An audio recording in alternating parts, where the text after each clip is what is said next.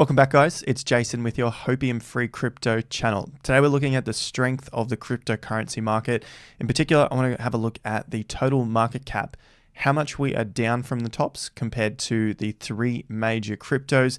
Reason being is to show where the money is starting to flow to. And of course, we're going to bring up the Bitcoin dominance with this as well. And I'll also give you some of my thoughts about the market. It's been a little while since I feel like I've really dived into how I'm feeling about things as opposed to just strictly on the charts. But don't worry, we won't get too sidetracked as per usual. So if you haven't already, make sure you hit the like button, subscribe to the channel, bell notification icon so you can see these videos pop up in your YouTube algorithm news feeds. All right, let's dive in. We're looking at the market cap, the total market cap at the moment. The main thing I'm looking at here is how far we're down from the top, 20% down. So the main things that we look at on the channel are the 50% levels. We look at these in terms of strength and weakness. And the main thing I'm looking at here is the overall strength of the market. And you might note that, sure, we have been seeing an accumulation period now. We can almost say that this has been the accumulation, although there are still some fears that this might be a bull trap and we head all the way back down and take out the lows.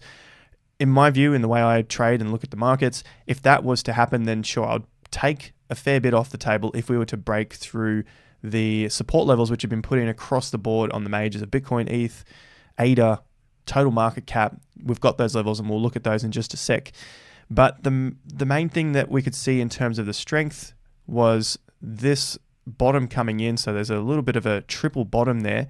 But the main thing, the way I like to trade, is a breakout and a retest. And then we break out and a retest again.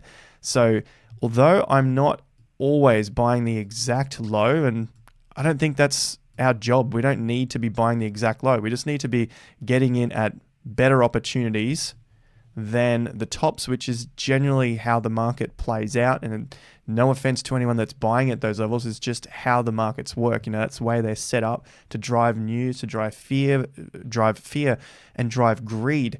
The greed comes in at these levels and everyone gets caught out, and then fear, panic sells at these levels as we quickly tank.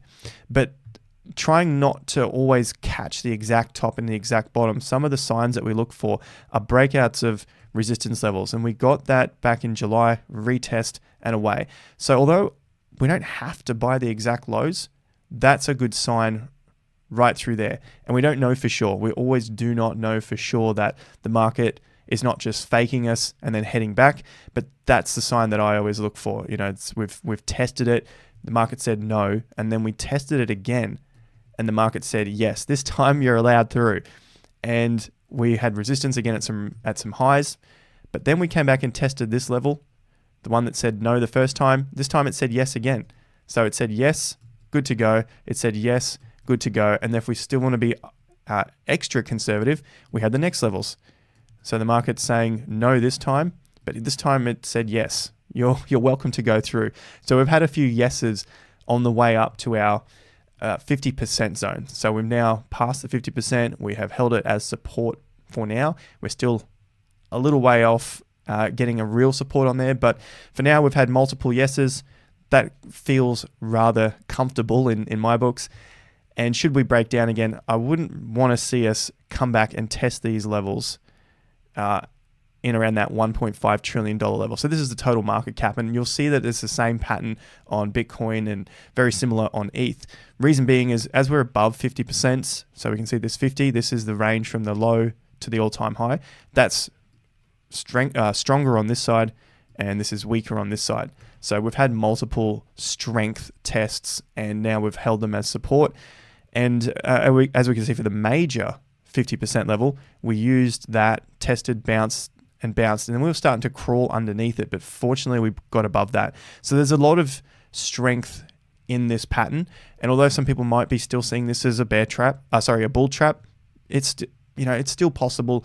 But because I've got, for my own trading plan, my own way that I like to invest, and like I said, I'm just sharing my thoughts with you. You don't have to completely agree. You can think it's completely off and do your own thing. No dramas. But because I've got more yeses than nos at the moment, then I just see more strength. And for some, it's too far away from the lows. That's okay too.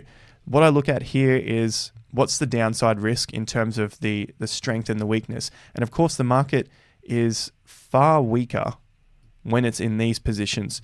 But the upside to that is, well, the next level of support is only a little way down, at 900 billion here. So we would just measure, okay, well, about 30% we could lose. So we could be buying at these lower levels, but the downside is shorter. But of course, we have to realize and recognize that it's weaker to be buying it when we're under the 50%, the major 50.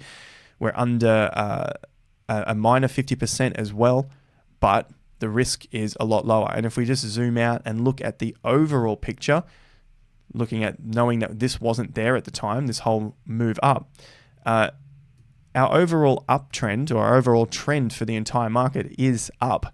So if we just zoom out, then of course we got plenty more to go. And wouldn't it just be easier just to dollar cost average and not worry about anything at all? Just be buying it on the most fearful times, but not dollar cost averaging in at the tops when everything was getting really, really greedy in that April and May period.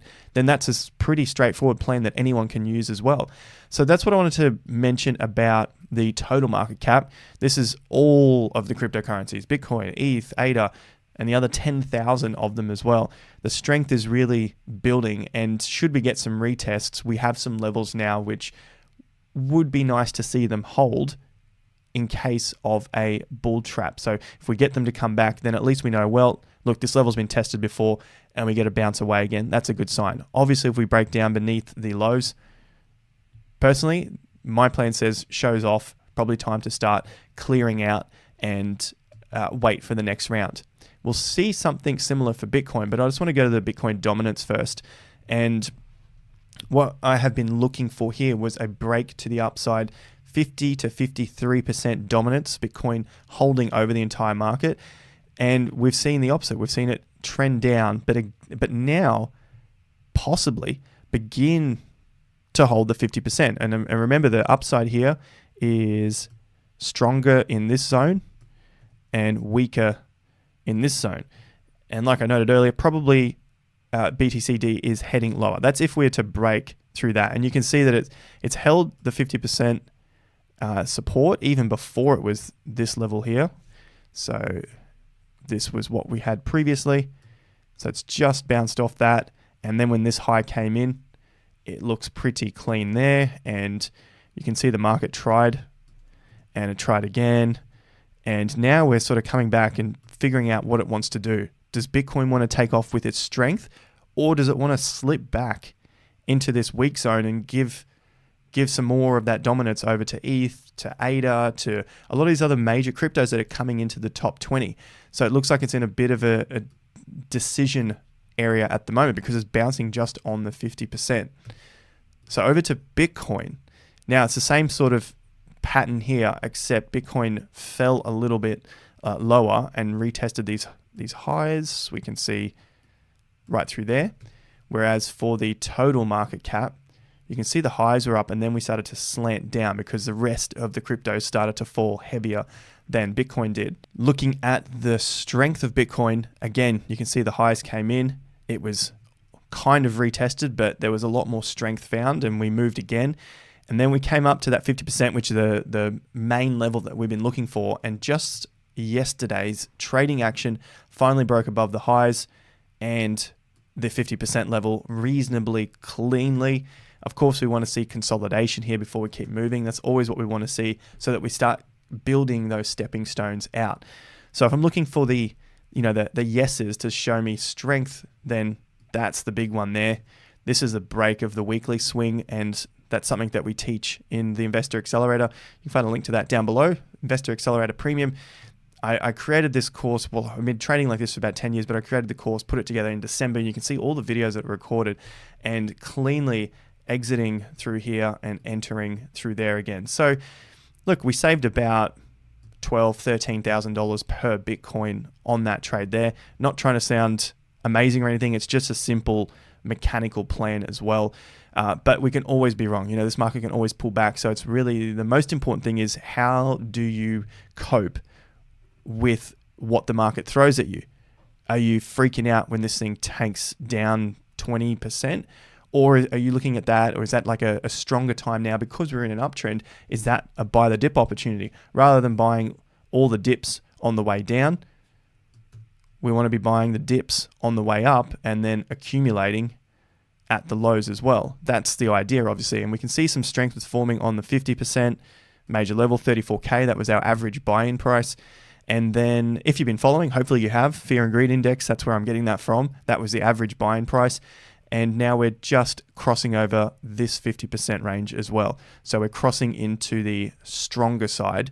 I'm not saying bullish, I'm not saying bearish, because bearish sounds like the market should go down. It's just that it's a little weaker if it's under here, not meaning that it has to fall, but the market's trying to decide under here. So this is a stronger area. That's what we want to see, and it continue to make its way up. So across the board, over the total market cap, I could see strength because of the breaks and the breaks again and the 50% and the test of the 50%. That doesn't mean that we have to shoot straight up to new all-time highs, but it's just giving us a lot more yeses than nos. And the risk is the downside, but there's more yeses. So it's balancing out that risk. Remember what we said, buying at the lows, the risk is the downside, but there's less room to drop, because if we take an overall view, a macro view, then we believe Bitcoin's going to 100, 200, 500 grand, and getting it as cheap as possible is great. But of course, there's a downside. But we're starting to make our way out of that now, which is a good sign. ETH, same sort of deal. We're 25% down on ETH. Bitcoin, we were about 25% down from the high as well, whereas the total market cap was only 20% down. So a lot of this money is going into some of the other alts which are making their way up, like a Solanas and ADAs and those sort of things. So ETH at the moment, 25 down, but again, showing you the break, the little retest here, the break again, another retest, but we can see that it's slightly weaker at the moment than Bitcoin. This is just on a short-term time frame. You can see there are the highs, but it hasn't broken the highs in the last 24 hours, whereas Bitcoin, it broke the highs in the last 24 hours. So Bitcoin is currently stronger. And if I had to take a guess, I would say that we're probably going to see some of the dominance flow back into Bitcoin based on this, because it's starting to move more than the others. And ADA is another one of those examples. We saw ADA move up yesterday and close back under the all-time high. So this is just a short-term thing, potentially. I'm not saying it has to happen, but just because I'm seeing that strength on Bitcoin versus ETH in this example, Bitcoin is showing that strength over ETH in terms of its price. It's breaking through to new highs, whereas ETH is just holding underneath those highs for now. This is a short-term look at the market. And so if we do get that takeoff on Bitcoin, then I suspect we'll see some of the dominance come back to BTC. Whether we get to this 50 or 53%, anyone's guess at this point. But ideally, I want to see that. I hope the market wants to see that too, so that we can get the money, all the new stuff flowing back into Bitcoin, and then eventually we'll see it start to flow out into altcoins again. So we build up the space and then let it trickle down. That's what I wanted to share with you guys today. I know it's probably a little more of a conservative approach, whereas you've got a lot of people just saying to buy all the dips, but I prefer to play it a little more conservatively. Buy on the fear and greed. Average price at the moment, 34K. Buy again as we see some confirmation, a breakout of highs, a retest of highs. It feels stupid at the time.